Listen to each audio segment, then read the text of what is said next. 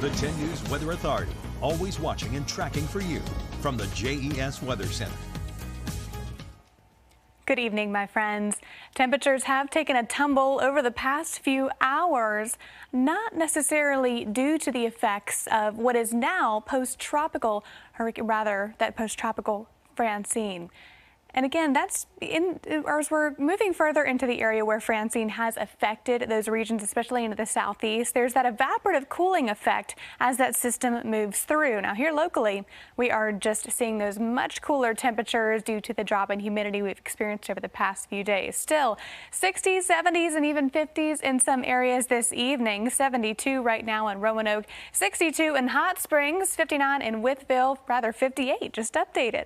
We are running the gamut temperature-wise, and we will continue to see at least a little more fall-like conditions over the next couple of days. Temperatures just a few degrees below those seasonable averages. Those areas that are cooling down due to the post-tropical cyclone Francine that has now moved through the southeast. Those max wind speeds currently at 30 miles an hour. So this has changed, especially from this morning. This has rapidly weakened and will continue as this does move further inland into the Plain States this evening, still bringing widespread showers to the area. Now, this is what we're watching over the next couple of days. As the remnants of Francine do move further inland, here locally, we're going to be seeing at least some effects. Not a lot, just a few showers and storms. The coverage will be very isolated at best throughout the early morning hours tomorrow and continuing throughout the afternoon and into the evening hours. Very isolated. Again, this is nothing to write home about, and there's certainly no flooding concerns.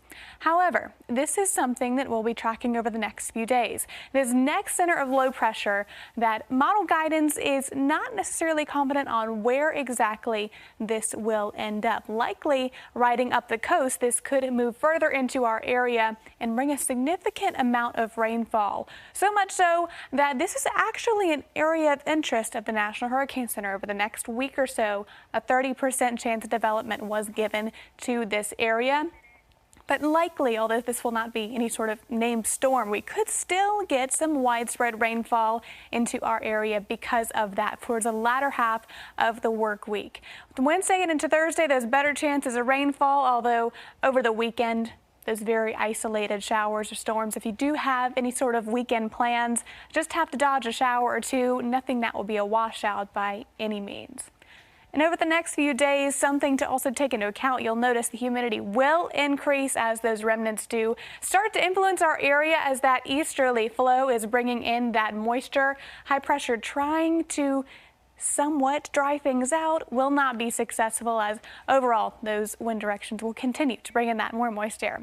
High pressure, or rather high temperatures for your Friday, back into the 60s and 70s, just a few degrees below those seasonable averages. Next 3 days, very isolated showers, and we're back into the 70s. So at least we're not back in the 80s and 90s, starting to feel a little bit more close to those fall-like temperatures. And the next best chance for the widespread showers will be Wednesday.